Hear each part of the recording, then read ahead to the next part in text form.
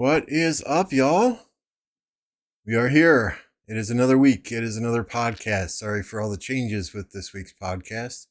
We moved the day from Saturday to Sunday.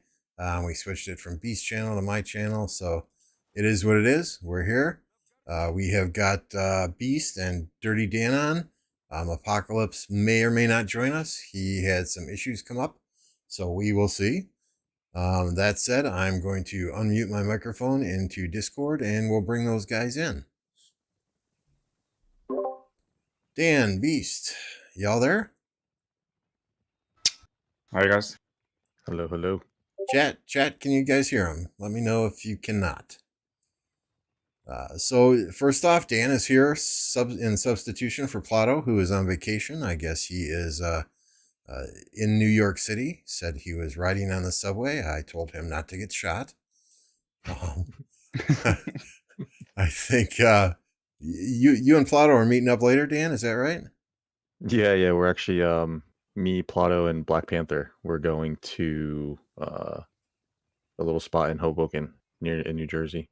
Nice. Sounds like fun. A little dinner. Yeah, it'd be nice. Cool. That said, y'all, if you're not familiar yet with Dirty Dan, I'm gonna put his link in the chat here. Go subscribe to him. We'll throw Beast in here as well.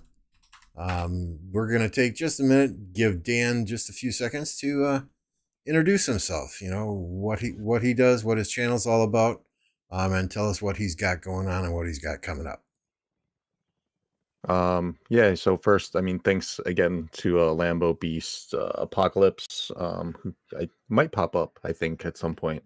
And then also Ploto for letting me sub in this weekend. Definitely super excited to join you guys. So yeah, I do content creating as well for Rise of Kingdoms. Trying to get into the editing game a little bit more, but streaming is definitely something that I've liked doing more so than the editing aspect. Usually trying to get some, obviously when the KVKs are going down, we'll always streaming those and do some spectating KVKs and stuff like that. But yeah, I'm one of the kings in Kingdom 2581, so a nice maybe a little bit of a change up from what you can get from other channels. So I try to bring a little bit of a flair from a leadership position on that. And yeah, other than that, just looking to have fun on YouTube. It's always a great time to hang out with chat and chill. And Lambo tries to get me drunk on chat, which I think is going to be a thing starting next week. So I got to prepare my liver for future weekends to come. Yeah, this coming Saturday, you're doing your first, I don't know if you're officially calling it, I'm calling it Dirty Shots with Dirty Dan, right? Yeah, I think we're gonna run with the dirty shots, and we'll twist the title around a little bit. But I liked that when you dropped it in chat the other day. So everyone, save a few bucks. I think what was the standard? $5 a shot. Something like that. I don't know. Yeah, I got to look into what the menu is going to be, but something like that. Yeah. Stay tuned for Saturday with Dan and Dan getting shit-faced drunk and having fun.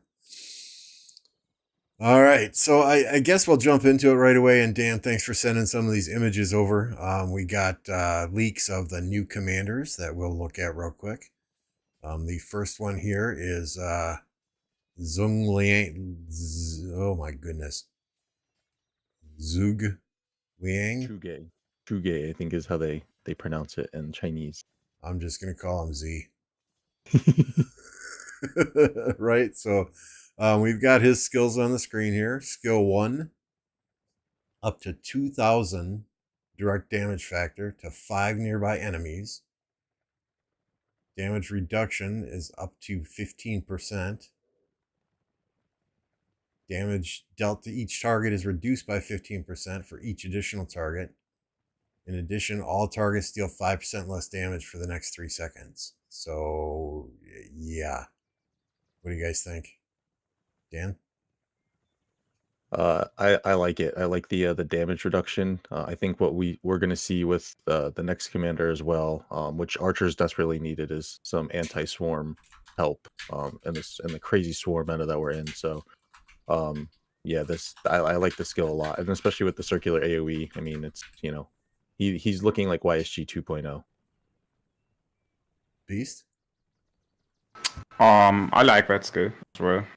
Especially with damage reduction, I really love, and I'm looking forward for this commander on the open field. Yeah, same here. I mean, I saw these skills from both of the commanders, and I kept thinking back to what was that? Oh my goodness, with Dana Carvey, the movie they did way back when. Yeah, maybe it was too old, but it was instant swing, right? So yeah, very very happy they're coming out with new commanders that have AOE damage. I thought for sure, since a lot of the other archers have the AOE damage, that these would be single target. These are not.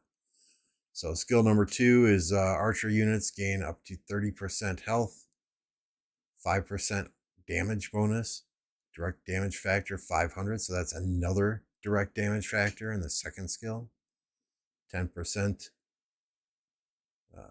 Yeah, I mean, this commander's troop is inflicted with a control effect. So those control effects, those are what, like silence and that? Silence, the disarm. I think there was another one. So 50% chance to negate that effect. I mean, yeah. All I can say here is, Guan, you better not be hitting Xiang. Mm-hmm. Finally. Wayne's World. That's right, Skywalker. Thank you. Wayne's World. Schwing. Any comments on skill number 2, Beast? I like that.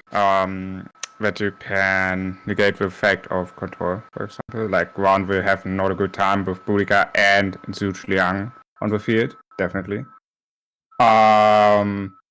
I've like always Guan expertise players are gonna see that and gonna start crying. Another commander who can negate the effect of silence. It's like, oof, that is a punch in the face. So I'm probably also gonna go for that. Like doing Boudica and that, and then fuck Guan and easy. Like come on, who needs Guan now? And you have these two commanders who can completely destroy the silence. Like holy shit. I didn't even think about that too with Boudica. She has that in her expertise on her kit too. Yeah. So it's just like it's gonna be not impossible, but it's gonna be very hard to silence that pairing. Yeah. Yay me, as I love my archers. Skill number 3. If this commander troops contains only archer units, which I assume you'd be a fool not to do only archer units, right? Deals 5% extra damage. That goes up to 20%. Normal attacks from this commander have a 10% chance to increase the attack of their archer units by 25%. Are you serious? That goes up to 50% for 3 seconds. This can trigger once every 5 seconds. Holy freaking damage. Rallies, guys? You think this is viable for rallies on? Will this replace Boudica or Henry? That I didn't even think about that. Yeah, it might. He might actually be able to work into rallies too. There's a lot of damage, and then also because of that control reduction or the chance to negate the control. Wow, yeah, I wasn't even thinking about him with rallies, but yeah, I think that might open up some possibilities.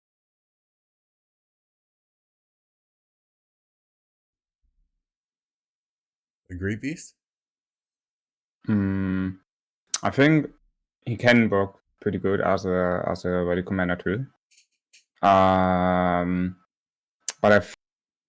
I think he's gonna be more worth on open field actually. Because I'm looking forward there to see Zhu Liang with YG actually.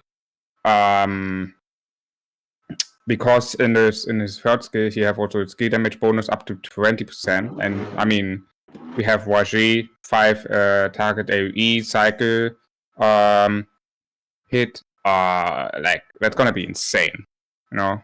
But I'm pretty sure he can also be a very good rally commander. Yeah, we're gonna see it when we're out. Yeah, I'm expertising them both immediately. And then I mean the fourth skill, yet another damage bonus and another direct damage factor.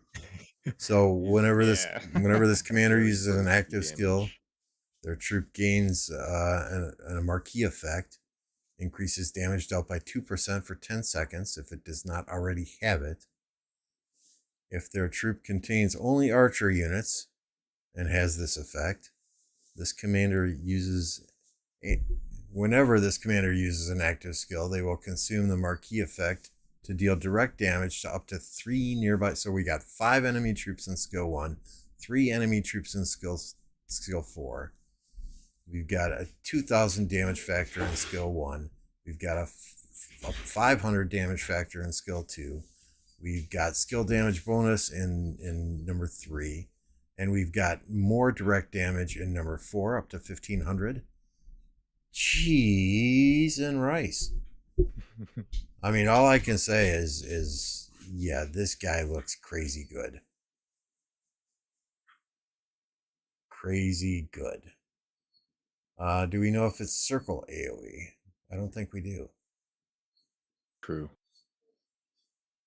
Hopefully it's not William AoE.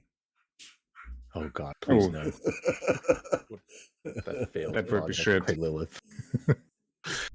And then expertising this commander. Upon entering battle, a commander's troops gain that skill. So as soon as you get into battle, you gain that marquee effect, right? And it takes it to 15 seconds instead of 10 seconds. Each time, each time the burning of one of these skills, I'm not going to try and pronounce those, deals skill damage. His commander's troops immediately gain 30 rage. So not only does he have the skill tree, but you're gaining rage with expertising him whenever these other skills are going off and all the damage that he's inflicting. I don't know what to say here other than save your universals, because everybody's going to want to run him. Mm-hmm. As far as pairs go, Broken. I'm thinking he could pair with Henry. He could pair with, in a rally situation, he could pair with Boudica. Although honestly, I'd split up Boudica and this guy. Just so you're getting that extra damage from all of them. I don't know. I mean, the nice thing about archers, in my opinion, is there are no bad pairings. Well, other than Edward or El Cid with most anyone.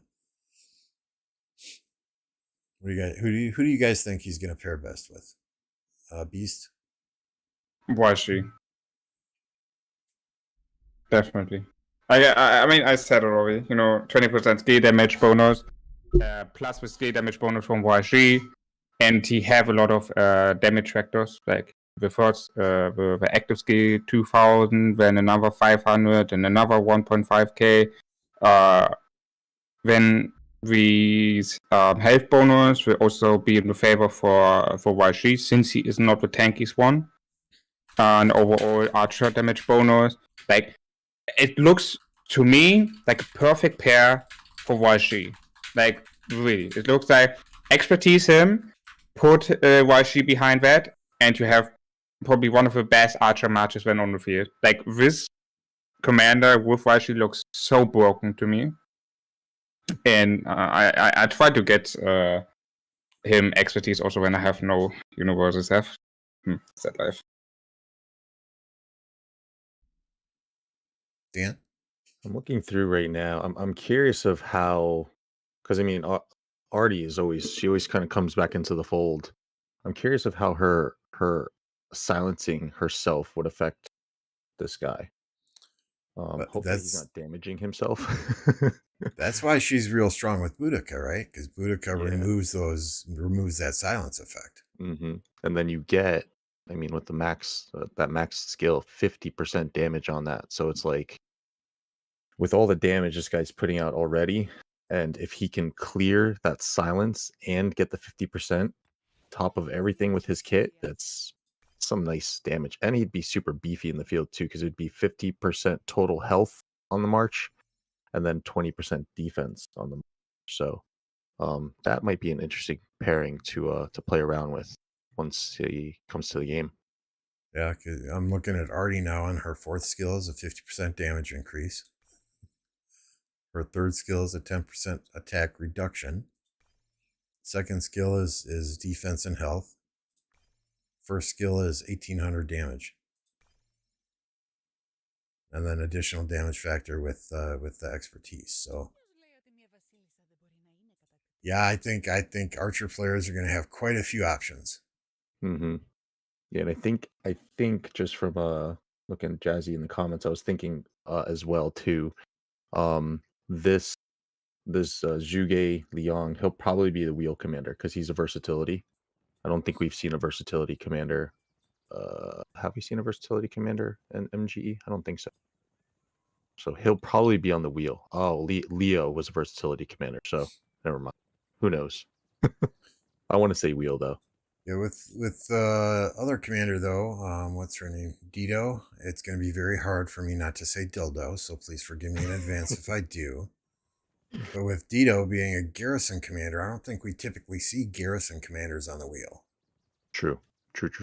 So more than likely, I think Dido will be the MGE commander, and the Z guy will be the Z guy will be the wheel commander.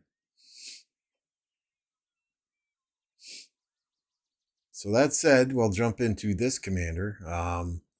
Maybe we won't go through every single skill, but just highlight these. First skill, direct damage 2000. Skill damage reduction 30%. Second skill, defense 20%. Increased damage to infantry 5%. Normal attack damage reduced 10%. Third skill is 20% archer attack bonus.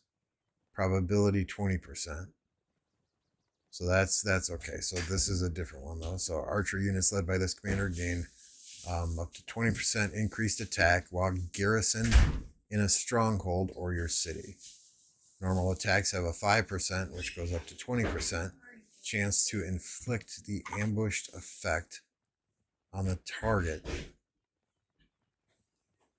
Is that which is the ambushed effect though? I don't understand this.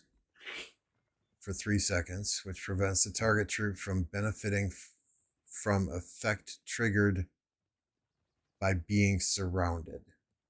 So what is this saying? Is this saying if troops are swarming a structure and they get an effect from swarming, they're not going to get that effect with this skill? That sounds much better when you break it down as opposed to what's going through my head when I'm reading that. I think that's accurate, Lambo. I mean, I'm going to be the first one to say this, guys. I am no calculus major. I am no mathematician. I mean, y'all know the reports I look at are the sad faces, yes or no. So, I mean, I'm one who has to see it on the field in order to really buy into it. But just reading these skills, I mean, it for archer players, they gotta be salivating big time. And then the last skill as well is another garrison skill, right? While garrisoned in a stronghold or city, archer units led gain 10% increased health and can reduce incoming skill damage by 5% once every 10 seconds. Ooh. So Fabio in chat is saying this is a call counter. That makes sense. Yeah. So that damage, I guess the damage reduction that he gets from being surrounded, that's no longer. That'll negate that. That's huge. That's huge actually. That makes that troop a little bit swarmable now, I think. And I think it should probably even negate the Tariq nuke, the active skill, maybe. That's pretty big, I think. I think that makes that rally swarmable now, in a sense. A little bit more swarmable. You still don't want to swarm those guys, in my opinion. It hurts. I swarm everything, so I don't care. But that's me. I play the game different than most. Yes, it hurts. Yes, it does hurt, but it's fun. Thoughts here, Beast? Who do you think she's going to pair best with? I'm actually now you have talked about swarming and Pakai already. Isn't she like a Garrison commander? Mhm. Like she have 1-2 of her skills is Garrison, and then the expertise is also for her Garrison skill. So isn't that like a Garrison commander instead of like I know you have from the second you have from the third skill that effect there, but isn't she better in a Garrison? I have no idea. What to say to this commander actually. I probably just wait until the testing is out and then gonna see. I have really no idea if she's good for open field. But from what I see, for me she goes more, can it say.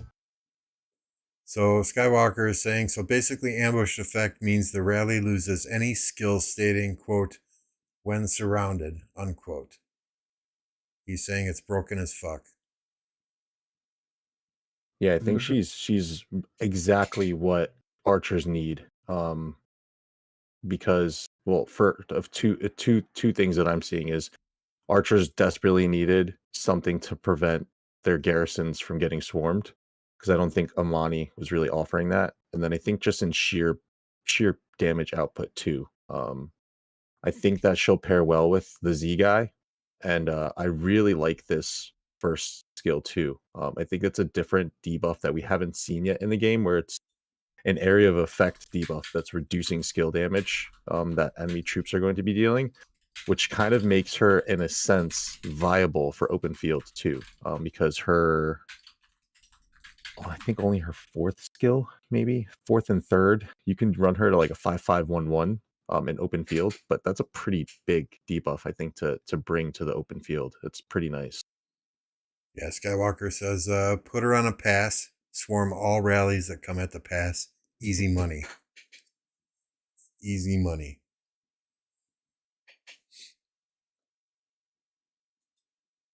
Ooh, no, I didn't want that image. I want to take that away. So let's look at the two Garrison commanders right now for archers. Right, we've got Mandatory.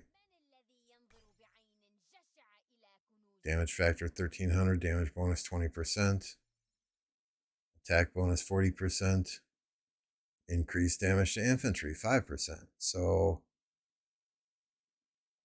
I mean, if you're sending infantry, it better not be at these archer commanders anymore. Archer defense 20%, trigger chance 10%. And this dispels any attack enhancements. Direct damage factor 800. Direct damage factor 50% chance 500. 20% chance 400. See, her skills read crazy to me as well. Reduce the target's rage by 100 per second for 2 seconds.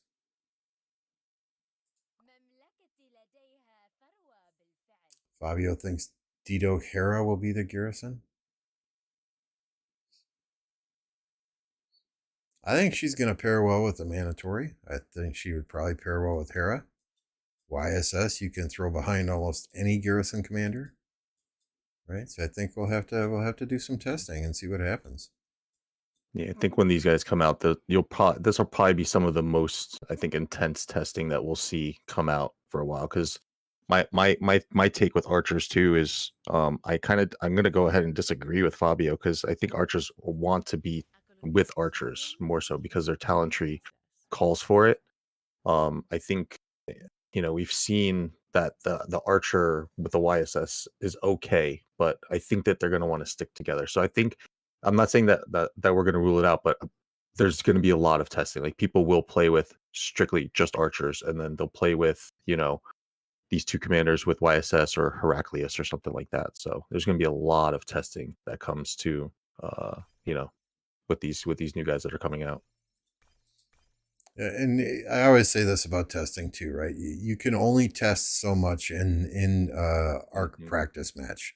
Yep. You know, I agree. arc, there's inherently, I think it's a 100% attack bonus. You know, it's very hard to do testing in arc and get a real feel for what they're going to do on the field.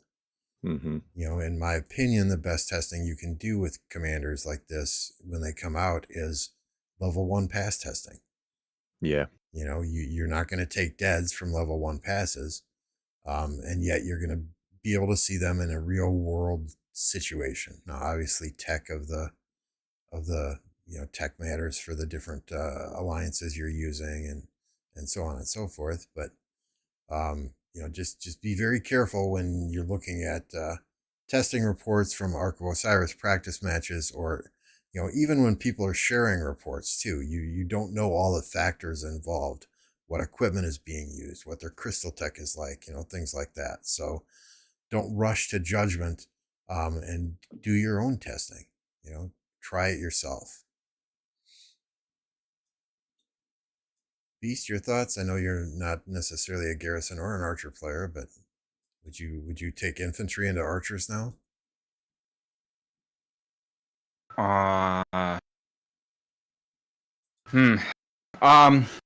Okay, let me first come to your point about the testing, because I think that's very interesting. I actually think so too. Like, the best testing, what you can do is like just test it on the field in the war. I mean, it's not gonna be like a big world changer if you test it there and see, okay, how it is working. I mean, of course you can test it in Osiris matches, but it's always gonna be different on the field in the fight than in the Osiris match, since you have also reinforcement and all that stuff. So yeah. Yeah. To other question, what was it? If I would take now archers over infantry? If you would rally an Archer Garrison now with infantry. With that, no, probably not. I would avoid that. I don't think I would either. Yeah, that looks like a hard infantry counter now. Finally, though. Yeah, it should be that way. I mean, for so long you had Xeno YSS, right? And yeah, there were some rallies that were effective against it, but at the same time, it seems like the direction Lilith is going, and I'm 100% for it, is to have different marches that counter everything. Your infantry may finally take out cavalry. Your cavalry may finally take out archers. Well, it always has. Everything's taken out archers in Garrison. And if you have infantry in there, your archers can take out your infantry. So it's going to be critical. And organization in these kingdoms is going to be critical. Okay, they're sending a Nevsky Joan rally. We need to switch to infantry. Getting everyone out of the flag and refilling the flag with infantry. Or they're sending infantry. We need to get everyone out and refill it with archers. That communication and that level of effectiveness in that organization, that's going to be ultra critical, especially in some of these big KVKs.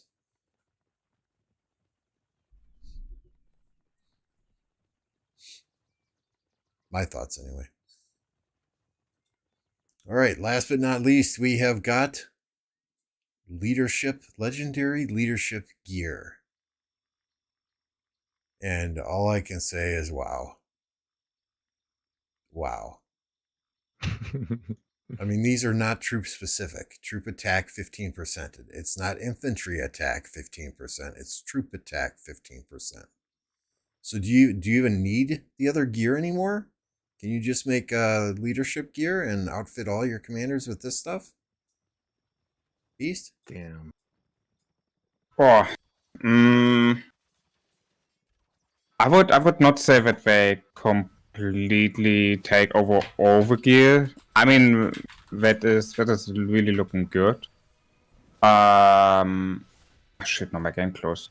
But I think, I mean, they're looking pretty deep. That's for sure. But I mean, you can maybe mix them up. you don't have no, you don't see the set effects on the screen. So you have with 2 pieces, 2 defense 3%, with 4 pieces, key damage reduction 3%, and 6 pieces, 2 power 5%. So maybe you can look around, I don't know, for specific legendary other sets and look, okay, what are the set effects? And maybe you look around, okay, and make 2 pieces from the leadership one, and then 4 pieces from the other one, or I do 4 pieces from the leadership. I think it's gonna be, or I would do it like this way. But they're looking definitely decent. They're looking really good. That's for sure. I also like from the 4 pieces with scale damage reduction 3%. I really like that.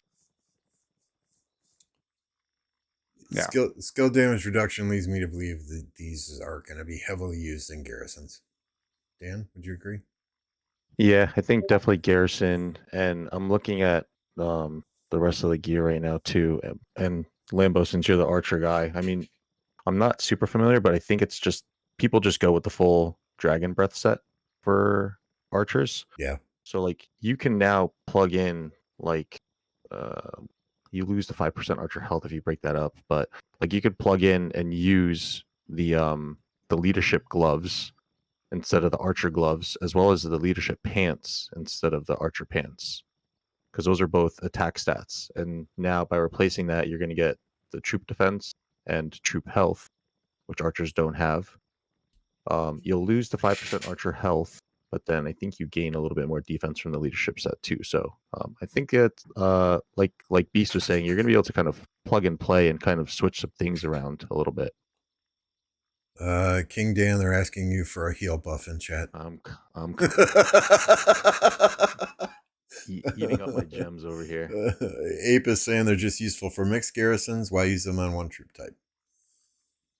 I think it's going to be interesting to see what people do with them. That's for sure. I mean, I know it will be some time before I get them and I make them. I know when I posted these screenshots you sent me in our Kingdom 29 Discord and I tagged MF, his eyes lit up. Really? There's something new I can make? So I guess we'll see. And hopefully he can get these done rather quickly and we can do some testing and get that on YouTube for everybody. But time will tell. Time will tell, of course. Anyone in chat have any final thoughts, opinions on these new commanders, on this gear?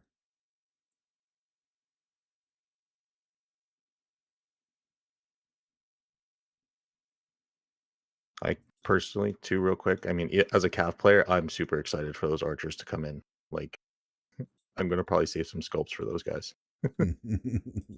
Oh, I thought as a Cav player, so you can attack those archers. No, it's not like a love-hate thing, because I do love archers, honestly. If I could go back, I probably would be an archer player, because I just love how easy it is to kind of set them up. And like you said before, there's really no bad pairings with archers. And you can really get a lot of value out of archer commanders due to the equipment that you need for it, and they have a lot of like minimum investments, like Artemisia, who's really good. So Boudica 5551. Yeah, I actually do really, really enjoy archers, like if I was to be building an account. Yeah, I mean, I used to be Cavs. I switched to archers after season 3 of Osiris League, and I do not regret it. Not one bit. All right, guys, make sure that your gifts are allowed. Make sure membership gifting is allowed in chat. I just dropped 5 gifts for 5 lucky people. Thank you all for joining us on the podcast. We have several more agenda items to discuss. Next, I kind of wanted to jump to Osiris League and the changes that they've announced for Osiris League. I think you all know that Osiris League is very near and dear to my heart, coming from 1052 and OV. And I mean, season 7 is about to start. Get ready for the fight is what they're saying. They're pioneering a new event for Ark of Osiris called Ark of Osiris Raging Sands. As Seth and Iset stir up their slumber, fierce sandstorms blot out the sun over Egypt. After the update goes live, you'll have a chance to experience this new Ark of Osiris game mode where you need to fight through the sands themselves if you wish to control Egypt. So basically what I've seen is this looks kind of like Olympia, where you can only see where your troops are or where your other friendly troops are. For starters, what do you guys think about that? Kind of a fog of war type effect in Ark of Osiris. And we'll start this one with Dan. Man, I don't want to get too lengthy on this one. I don't know if I like it. I got to see it in action first. I really love Ark and Osiris League, the whole thing. I think Lilith has something great on their hands there, and I don't think that's the change that we needed. If I could just put it short and sweet. So I got to see how it looks as soon as this goes live. But for right now, I'm kind of just feeling a little bit meh about it. Beast, I know we talked about this briefly in a prior podcast, but I think it warrants discussion again. So, what do you think? It's an interesting move, I think. I like the idea like that you cannot see the whole map and that you need to be aware from ambushes and all that stuff. But also it's gonna be complete turnaround for every plan what you have to make up for Osiris League or AOO. It's gonna be a pain in the ass for all the leadership to make new plans now. Even you cannot really make plans that organized because you never know, okay, when do they have a ambush and all that stuff, you know, since, I mean, all the top alliances who have T5, they probably just gonna swarm, you know, and don't do it ready, so you don't see it. Maybe. I don't know. You know, so gonna be complete turnaround. We have also new skills where you can like make the frog in a specific area gone, right? So we're also gonna be new strategies, and I'm loving that, you know, like adding new stuff and making things change. But at the same time, yeah, it's like must be the frog in AOO, and is it really necessary? I think we could have just add more skills for the begin and then see what the people have for feedback for that. I've like since Champions of Olympia is also not that game of what everyone plays, and maybe also because of the fog and that you cannot see where the enemy marches are. I know that is a great idea to bring it directly to AOO. Maybe you could have asked first of all, okay, what do you think about this idea, bringing fog to AOO? What is your feedback? I would have loved to see something like that. Yeah, it's actually kind of 50-50. I like it, but at the same time not, if that makes sense. Yeah, no, it does. And honestly, I'm very conflicted with this. You know, for starters, how does it impact the game itself? Right. And several of the new skills that were on the video that was released like 20 hours ago, I think 2 or 3 of the new skills were having to expand your field of view. You know, so are they switching? Okay, you have to use your skill points now to expand your field of view versus saving them for the arc fight in the middle and popping them all at that time. You know, and how does that actually impact the gameplay? You guys know well that I have never played Olympia even once. You know, and why is that? That's because I would get on voice and I would hear people say, oh, run away, don't let your troops die, circle the flag. That's not how I play this game, right? I understand that's how Olympia's played. I don't picture myself having fun with Olympia, so I have never played Olympia because of that. Now, I've already had at least 6 people in my alliance, and we have a small ARC team. 19 players at the very most, right? So we don't do league. I've already had 6 of those 19 players come to me and say, if this game mode becomes mandatory, count me out. So that's concerning to me, that people don't want to play in this new game mode if there's this type of sandstorm or fog. The other thing, and I guess my biggest concern here, is how is this going to impact, if they take this game mode and they implement it for the league, how is it going to impact the content creators out there that are streaming these matches? Are certain content creators going to get favored, and hey, you can stream the match, you're going to be whitelisted, and you won't see the fog, so you can stream the match? Well, I'm okay with that, but at the same time, who's going to enforce the integrity of those content creators? Darn well there are individuals out there and alliances out there that will use that to their advantage. Right now, the top tier teams in the Ark of Osiris League, they'll play the game, they'll have the 30 players in the game, and they'll have 2 or 3 spotters who are watching the game and on voice with them, who are calling out targets, who are calling out incoming rallies, who are calling out troop movements. And if one of those whitelisted, approved Ark of Osiris casters can be a spotter for their own team, there are teams that will take advantage of that. Not every single YouTuber out there has got 100% integrity and is going to take a hands-off approach when it comes to spectating their own alliance matches.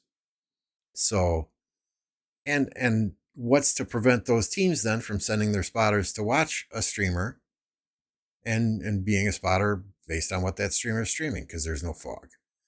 So it leaves a lot of gray area there as to how that's going to be handled. And if Lilith wants to move Ark of Osiris into a competitive, esport type event, that's something that they're going to have to figure out. Because when there's any room for doubt, when there's any room for accusations of cheating, even if the cheating isn't taking place, fingers are going to be pointed, and it's going to create additional drama surrounding the game and tear the community apart, which is not what the community needs. Just my thoughts there, right? Yeah, I think they need to act quickly on. I'm even getting like ideas right now. I'm like, damn, if I knew how to code and make games, I think they need to act quickly, because again, they have such a gem with Ark of Osiris. I think it's a beautiful game mode that is kind of unlike anything out there right now, because it is very strategical. All the timing and all that stuff that you need to get down, but it's just not accessible to. It's for the top 10% of people in Rise of Kingdoms, and maybe even smaller than that. I think if they open it up, even if they make a sub game out of it and just make an entirely new rendition of Rise of Kingdoms, Ark of Osiris or something, and just put that off to the side and give everyone access to the commanders, the gear, or whatever you want to do, just make everything the same, and then just let players duke it out and see who has the best strategy. And then if they even do that and they do a split off game, then they can do different maps, instead of just this fog. Give us a wetlands map, give us a map with snow, where it's different effects on your troops and whatnot. So I was a big fan of Gecko back in the day when he was streaming, and that was one of the things that he was always talking about too for Osiris League. They need to make it more accessible, and they kind of got to that with Grand Prix, but that was such a small taste, So they need to act quickly and give us the changes. Changes are good, but was this a change that we needed? I don't think so. So level the playing field, you're saying, and give everybody access to the same commanders. Give everybody 2 million of each troop type, T5s. Give everybody no gear, and make sure like you were saying, the Grand Prix rules or Grand Finals rules. If teams made it to the Grand Finals, that's how they competed as well. Yeah.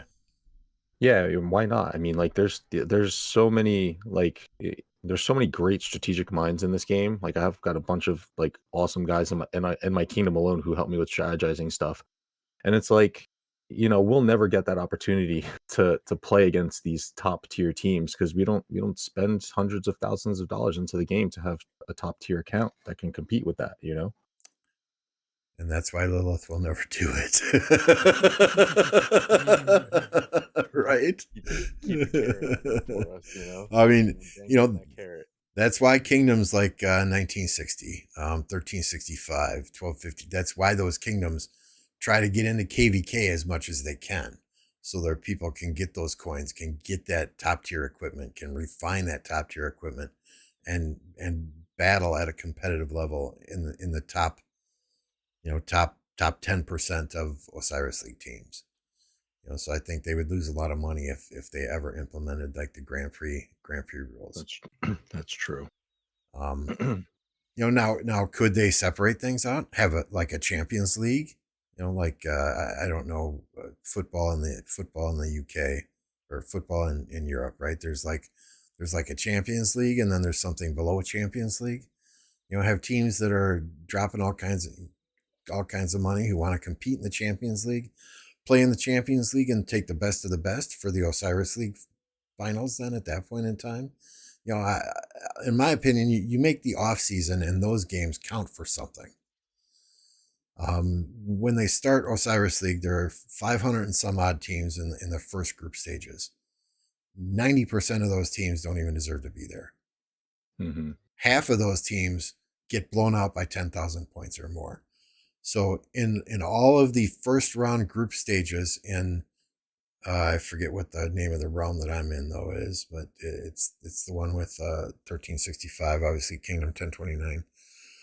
I think of the first 512 games that were matches that were played, there were only 10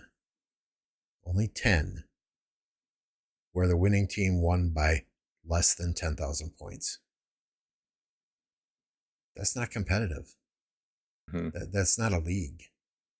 Do it like the NFL, do it like the NBA, make the off season count for something. And you take the top 16 teams based on the off season play, and you put them then in a tournament. I really like that. I really like that take, Lambo. Because nobody wants to watch, OV or JST blow out some no-name team with only 6 players that show up by 80,000 points.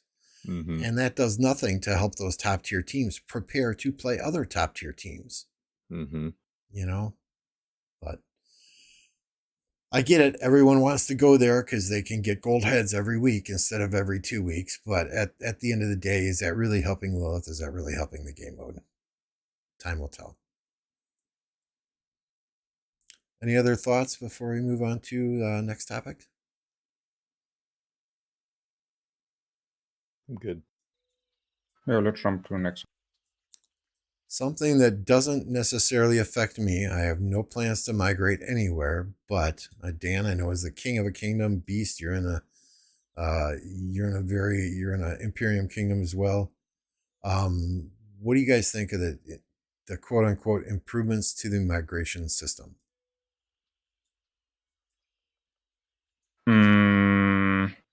Actually, I didn't heard about something from them. So what they think about that yet? So they optimize the immigration rules for kingdoms that have just entered Season of Conquest. After entering Season of Conquest and before its first story begins, a kingdom can accept only 150 migrants. After that first Season of Conquest story ends, it can then start accepting 500 migrants. Yeah, so it's basically how I understood it. It's not power based anymore. So you have now number based. So you have a number cap, and that's it, right? Is that a good change? I think, in my opinion, it's a good change. I would say so. Because like that, how I understood it is that also when you hit Imperium, you can still accept people, right? Is that correct? Did I understood it correct? I think Imperium is going to stay the same. It stay the same. Okay. Well,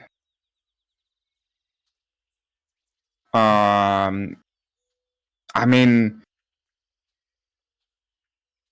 it's probably still a good one. I mean, 500. Oh, 500. Like how many do you get? Like it's just a couple of hundred. So I don't think you go over 500 every season. I don't think so. That's So like 3 or 4 alliances worth of players. That's a lot. yeah. So have a number cap instead of a power cap might be better. I think so. I mean, well, is Imperium still working the same, and you cannot accept people under 30 over 30 million? I mean, is that really benefiting anything in the migration? I think it helps, and this is just from where my kingdom's fresh into Season of Conquest. It helps the new kingdoms because you still need a little bit of time to catch up. And I think I saw a further adjustment that they're doing it too, where if you're new to Season of Conquest, I think there's another like little small update. If you're new to Season of Conquest, you're only going to face kingdoms that first season who are in their first season of Conquest as well. So I think it's helping, it's giving those new accounts a little bit more time to get up to speed for the end game, gameplay. When you start, like for us, we're now matched with 875, and we're the youngest kingdom in the KVK that I'm in right now. Playing with, thankfully, kingdom like 1875, but we're also playing against a kingdom like 2293. So it definitely, I think they that's a good change for them to give a little bit more time to the newer kingdoms. But yeah, it's weird that they're shifting away from wanting people to create these super imperiums, kind of like Tech said in chat. They're trying to avoid newer imperiums just kind of popping up, like 2489. So I think with the changes that they're doing with all talk rewards and I think just kind of seeing a little bit of the state of the game, I think they're trying to limit super imperiums, because I personally don't think it's good for the game in terms of entertainment, but for matchmaking, it's a nightmare. Yeah, I mean, 1254, for example, right? Yeah. Over 4 months, no matchup. Yeah. There's no one who can match them up. The matchmaking system says, nope, you're all too weak for them. It's Also, what I saw in the chat, like it seems like that from these 500, the farm account also getting counted.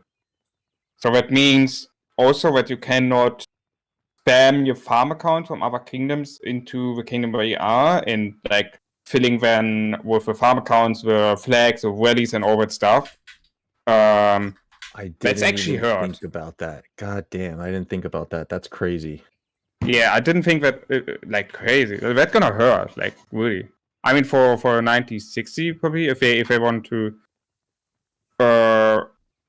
I mean, they have one alliance, so they probably just bring some more farm accounts into it. But for 1365, for example, we're playing with a lot of farm accounts, or also now we have started to doing that. I mean, that's gonna hurt, right? Like to save the troops on the main accounts and killing the troops sort of on your farm account. It's a good strategy, and with a 500 limit now, it's gonna hurt because you cannot like bring in 200, 300 farm accounts into the kingdom. So you know me, right? And my conspiracy theories. So it's tinfoil hat time, boys. In a previous developers Q&A, they said they were looking at fixing the lag in the game. They didn't expand on it. They didn't say how they were doing it. My thought is how they are doing it is the Artric rewards, this new migration changes, trying to limit the number of super imperiums that can be built out there. Less super imperiums going up against other super imperiums equals less lag in the game. Are they really fixing the actual hardware? With Call of Dragons coming out, that's their focus right now, in my opinion. They're not gonna invest a whole hell of a lot of money into Rise of Kingdoms and fix the hardware to reduce the lag. It's easier for them to introduce coding to eliminate the super imperiums that cause the excess lag than it is to fix what's actually broken. Again, conspiracy theory, tinfoil hat time, something to think about.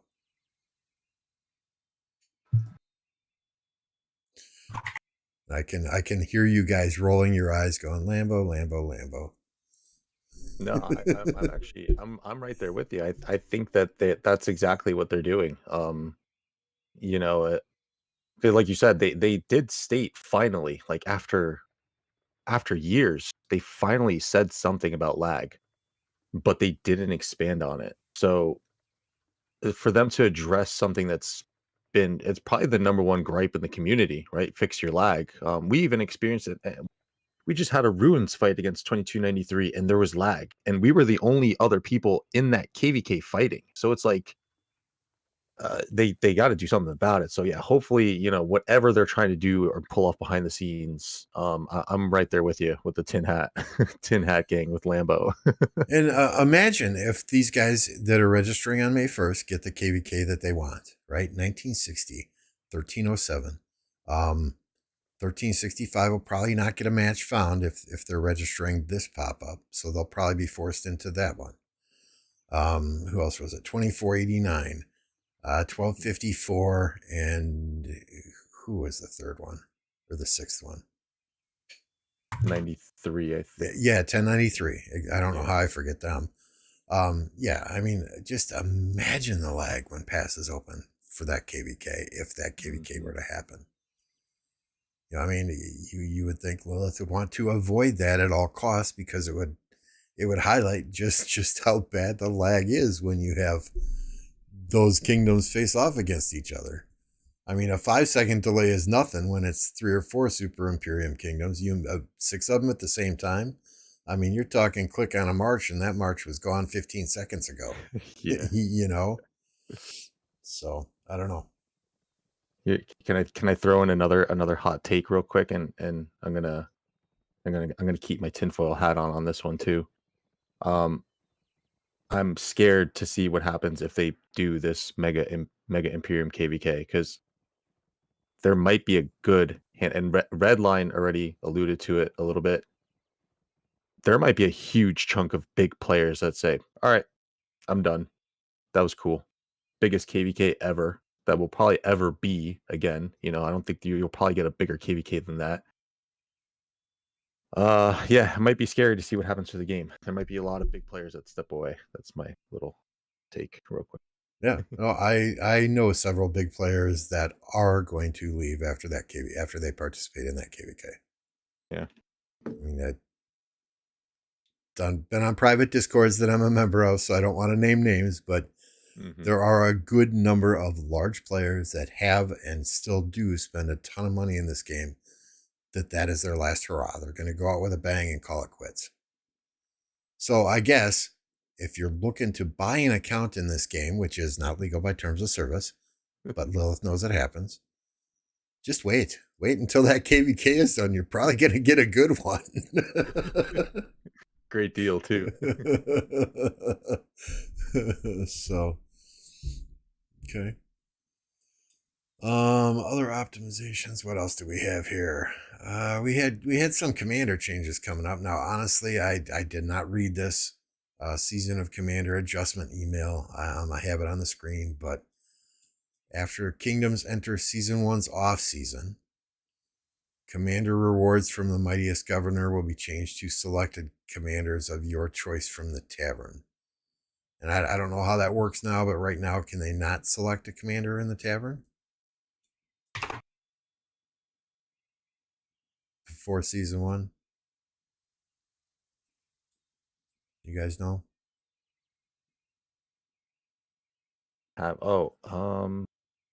Can select tavern chest. I think no, yeah. I think they can. Wait a minute. I'm reading that weird.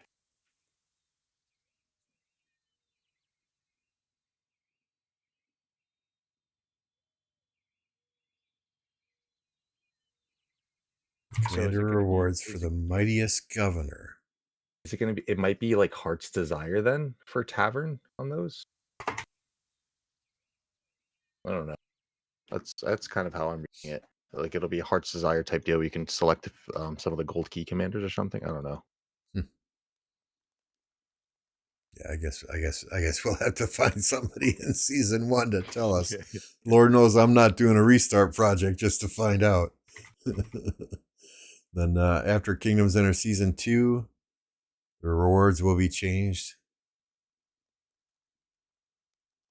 So okay, so maybe the way I'm reading this is in Mightiest Governor you can pick your commanders, right? But season 1, those commanders are kind of limited. Season 2, those commanders, you get a few more. Maybe after you go through those seasons, you're able to pick those commanders in the Mightiest Governor rather than being limited on the commanders you can choose. I don't freaking know.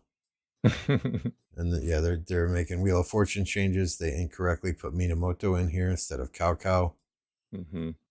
A lot of people were pissed off when they saw Mina in there, but they used wording from the Chinese servers, as I understand it, which has Mina on the wheel, and they have Cao as the Minamoto on the Chinese servers.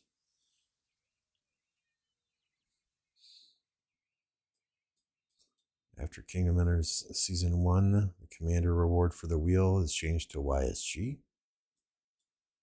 for 3 rounds. Okay, good. Everyone needs YSG still.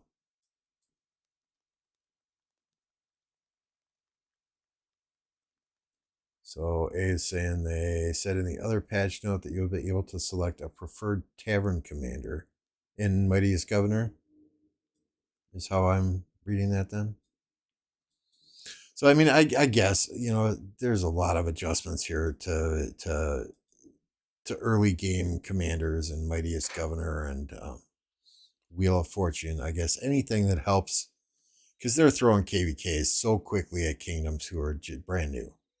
Mm-hmm. You know, they're in SOC, what is it, 6 or 9 months after they've started the game, and that doesn't give people a lot of time to max commanders. You basically, if you're starting the game now fresh, you basically got to save all your gold heads till you get to Season of Conquest, and you're absolutely useless in KVK 1, 2, and 3. Yeah. Right, which is a shame, because half of the fun for me was, you know, those early before KVK civil wars that took place. I mean, that's where people learn to fight. You know, you watch some of these guys in KVK 1, and they don't know their ass from a hole in the ground when it comes to filling flags or filling rallies or reinforcing flags or reinforcing rallies. And that's what you learn by having civil wars in your home kingdom before KVK starts. Now, I had a good year of civil wars before we had our first KVK, but I guess what I'm trying to say here is, in my opinion, anything that helps people get the commanders that they need to be more effective on the field for their kingdom is a good thing. Beast? It's a lot of changes. I mean, I don't know what I should say to that, actually. But you can now get Minamoto into fucking wheel. It's like, Nope, yeah, they worded that wrong. It's not Mina, it's Cao. Yeah, right. After Kingdom enters the preparation season, the commander reward for Wheel of Fortune will be Minamoto. Capture until the Kingdom enters season 1 of season. So we basically get Minamoto in the wheel now after reward. For example, I don't know what, like, was the wheel in MGE not good like it was?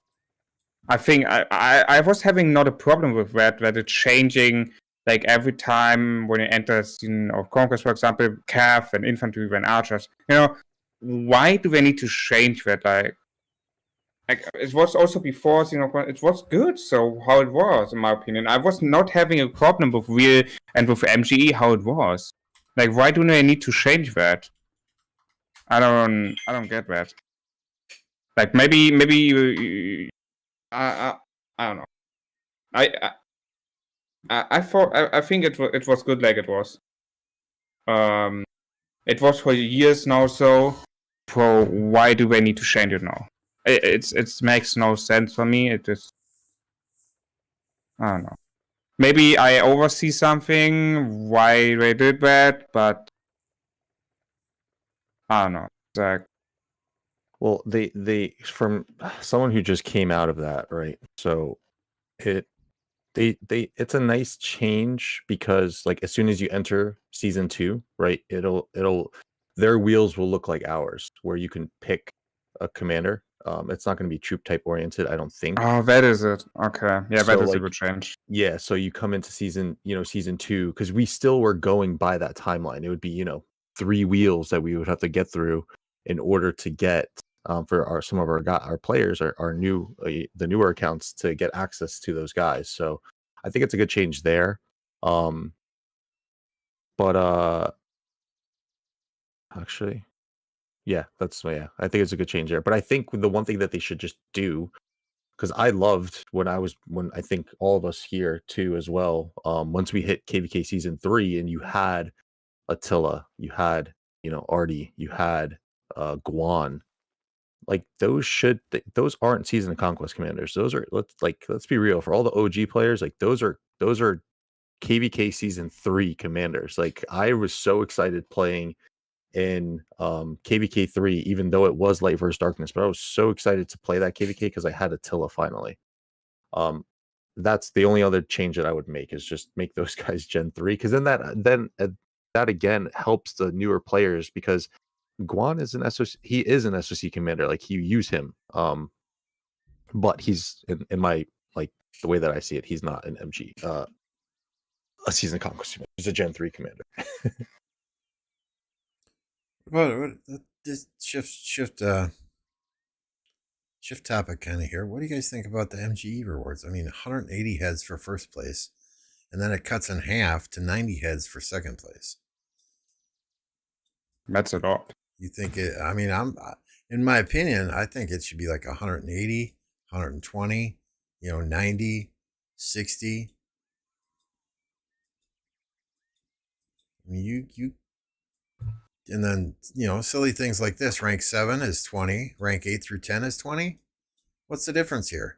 What is this? 240, 40 gems and 5 hours of speed ups and a little bit of resources. I mean, what's the point? What's the point to get rank 7 instead of rank 10?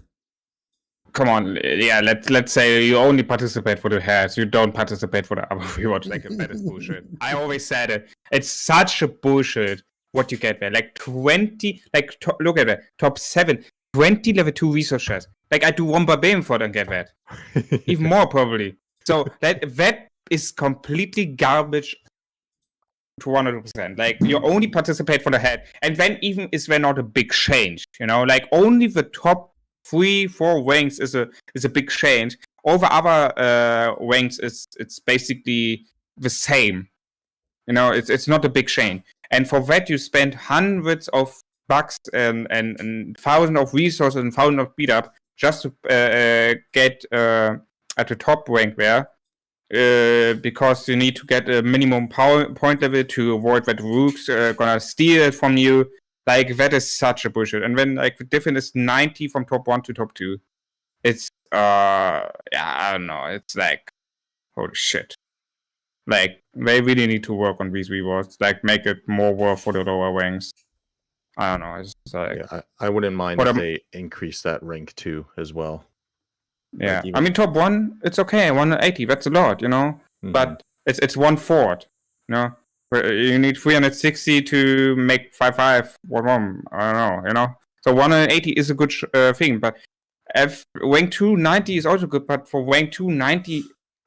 Compared to rank 1 is way too low in my opinion. And then, of course, from the other ranks we don't need to talk about. For the amount what you put in there to get, for example, in big organized kingdoms, the minimum amount of point, I don't know, let's say 50 million points. For that amount of resource and speed up what you put in there to get like 10 heads, it's way too much. It's really way too much. So we should also look on the rewards instead of the other thing, like to make it that you can pick your commander in before Season of Conquest, for example. But you really also need to look for the rewards. Like it's way too low for the amount what you put in there. Yeah, I mean, I think at a minimum, third place should be 80 heads, right? You get third place and you're trying to max a commander and you're to the final few skills. That won't even get you an entire skill.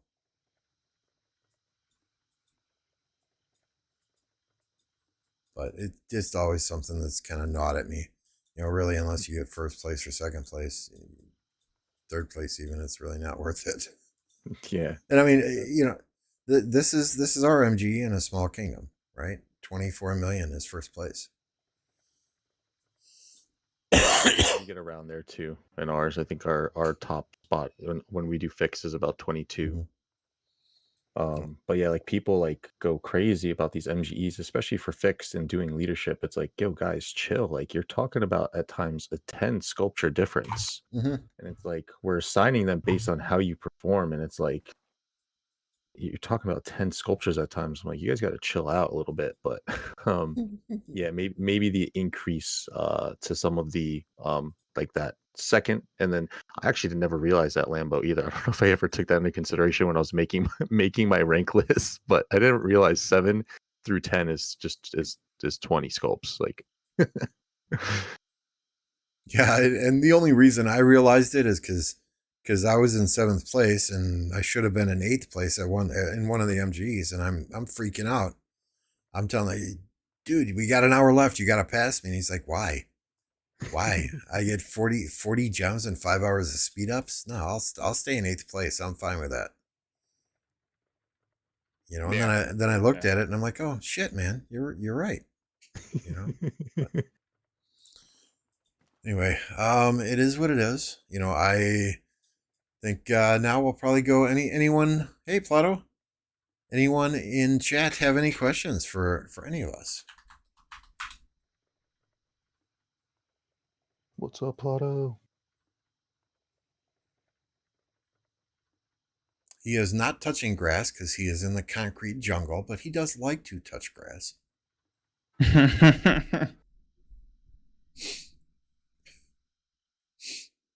So, yeah, I mean, I guess, if there are no questions, we'll just go around real quick and see what each of us has planned for our future streams. Start with you, Beast. Well, I have still my KVK going on. The free FFA KVK we have, if I'm not wrong, on Wednesday should be the past 7 opening. So the King's End is not that far away anymore. And I have also started now with Call of Dragons. I know maybe you heard that and you're probably like being upset about that. I know. But I really enjoy that game, and I have started with a very good group. We are top 1 Alliance, for example, in the server 69, and we're gonna be also coming content to that for the behemoth, right, and all that stuff.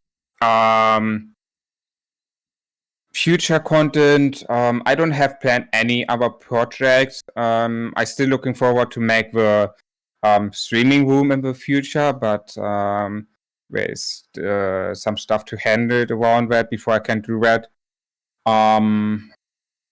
But no really projects, I would say. It's just the normal streaming about the games, what I love to play. And yeah, so that's for now.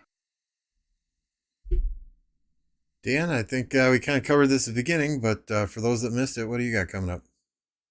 Yeah, so we got past these little zone fights in our King of the Nile on Wednesday, so I'll be streaming then, and then we have our Kingsland kicking off next Sunday. So that should be fun. And then, as soon as we get into off season, I'm probably gonna start trying to expand a little bit in terms of some other games to stream. So I think that's a nice nature of Rise of Kingdoms, where it gives us an on season where we, have to do what we have to do for the Rise of Kingdoms base of of the communities that we're developing, and then just change it up and little add some new flair in there and just give the communities a little bit different for what I like to do in terms of gaming, because I think all of us do this because why not? We're playing the games anyway, so. yeah, we'll probably look to do some new fun things with the channel as soon as we get out of this KVK. But yeah, next Sunday should be a hell of a time. Saturday? Or are you doing drunk Saturday or drunk Sunday? Oh yeah, yeah. I'm trying to dodge it. No, I'm kidding. And then yes, we'll be doing our first dirty shots with the Dirty Gang on Saturday. So I'm gonna have to go back and dig through and try and find some of Drago's streams and kind of like see what he did in terms of like the donos and shots and stuff. But yeah, we'll have some libations ready for that evening. I'm not sure what I want to drink. I think last night, Lambo, you said get a tequila, get a whiskey, and get something a little sweet. So I think I might actually take your advice on that. So I mean, you get a bottle of apple pucker. That's a nice, easy shot, and you can always mix that with the whiskey. Yep. Ooh, I like that. Okay. As far as me, I just plan to keep live streaming 2-3 times a week minimum. I try to do it about 5 times a week. I'm getting up there, getting better with that. As far as actual content goes, producing videos, I'm going to be honest with y'all. I absolutely hate editing videos. I've tried editing videos a couple of times. All my videos that are out there that are not live content are basically recorded start to finish, and then I post it. I don't edit shit. It's too damn time consuming, and it's a skill I have absolutely no desire to learn. So, I do this for fun. This is a hobby for me. I do this for fun because I enjoy the game. I enjoy the community. And if it's not fun, I'm not going to do it. As far as Rise of Kingdoms streams go, I had hoped to stream more during this KVK that we are currently in, but you can see our enemies are not even touching this Spring of Ra, so there has been 0 fighting there. Our enemies are not even touching this Font of Ra, so there has been 0 fighting there. We did not get any fights when we invaded this zone down here, none whatsoever. They are telling us they will not fight us when we invade this zone here, which leads me to believe that probably they'll just take the level 10 passes and run away with the pass rewards, and they're not going to fight us in Kingsland either. I guess they feel like this was an unfair matchup, and that the 2 kingdoms, 1570 and 1029, are too strong to be playing in C and D KVKs, even though my kingdom is like a very low D kingdom. I guess they feel that 30 people, 5 of which max tech, is way too intimidating for them. I don't know. I don't know the rationale here. I was trying to rationalize with one of the enemy camps earlier today, and he said, "You guys are too strong. That's why we don't fight." And I said, "Okay, well, does that mean when the China basketball team plays the USA basketball team, it's okay for them to just not show up?" I mean, this is life. Sometimes things aren't always fair, but that doesn't mean you don't try and you don't put forth the effort. Either way, it is what it is. If this KVK ends and I only get the 79,000 kills that I have, it is what it is. And we'll just turn around and go into another KVK very quickly. I know we got like 7 migrants coming in after this KVK, so hopefully the timing works out for them and they don't have to wait another 50 days. But at the end of the day, we just want to fight. We want to have fun. We don't care if we win or lose. We just want to meet cool people, establish relationships for future KVKs, and a lot of these guys that aren't fighting us have burned any future they have with being our allies. So, but that's on them, and that's really all I got coming up. If you guys have actual streams that you want me to do, or videos that you want any of us to put out, or questions for our next podcast, be sure and send them to one of us. Ploto should be back next week or 2 weeks from today. We'll try and run it on Beast channel in 2 weeks, since we kind of skipped Beast today due to some technical difficulties. And we'll go from there. Dan, it was an absolute pleasure having you on. You're welcome anytime. Thank you so much, guys. Appreciate it. It was a good time. Everybody, if you're not subscribed to Dan, if you're not subscribed to Beast, get out from underneath the rock you're living under and go subscribe to them. All right. Because they are both good guys, good people, good content creators. And they're just all around good people, and that's the most important thing in life, right?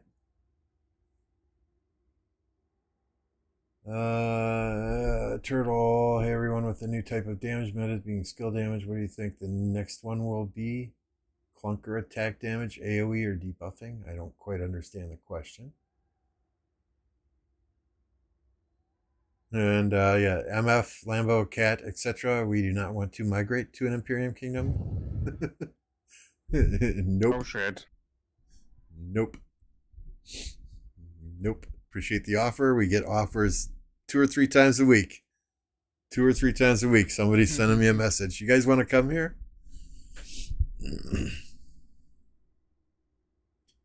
Inscription you get from the KVK shop. How long should you wait before applying them? Kashi, I would kind of hold them right now. Once they get that system in place where you can redo the armaments, maybe put them on your best best armament with best attributes.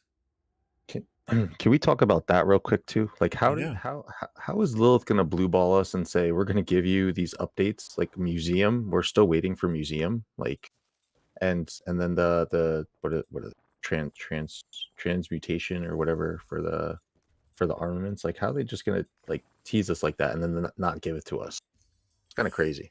Yeah, I think we talked about that in a prior podcast as well. And I one of the things, Lilith will communicate something and it won't happen for 6 to 12 months. I mean, how long were they telling us they were going to give us a new civilization before we actually got Vikings? Yeah. So I wouldn't hold your breath for any time soon. That's absolutely shit, just. More, it's nothing to say about that. It's just shit. And hey, guys, when you're watching Beast, be sure and go in and ask him to open his armaments chest. No. Armaments they need to make some changes. Do I hate them? No. Do I love them? No. Yesterday, I think I told you, Dan, in your stream yesterday with MF, I was with him when he was opening chests.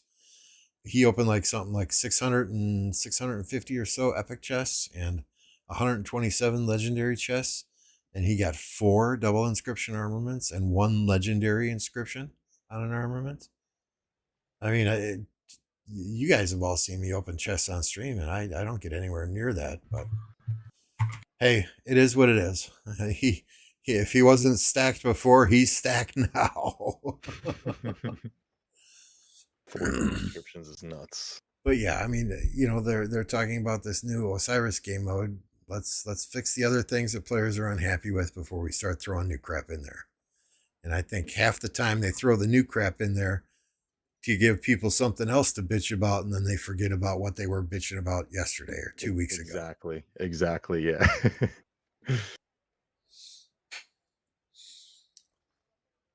All right. Yeah, not meaning to cut it short today, guys. I just have a brunch date with my wife, and she is standing in the hallway tapping her foot. So that said, thanks again, everyone, for tuning in. Appreciate each and every one of you. Dan, Beast, as always, you guys are awesome. And we'll catch you all on the next one.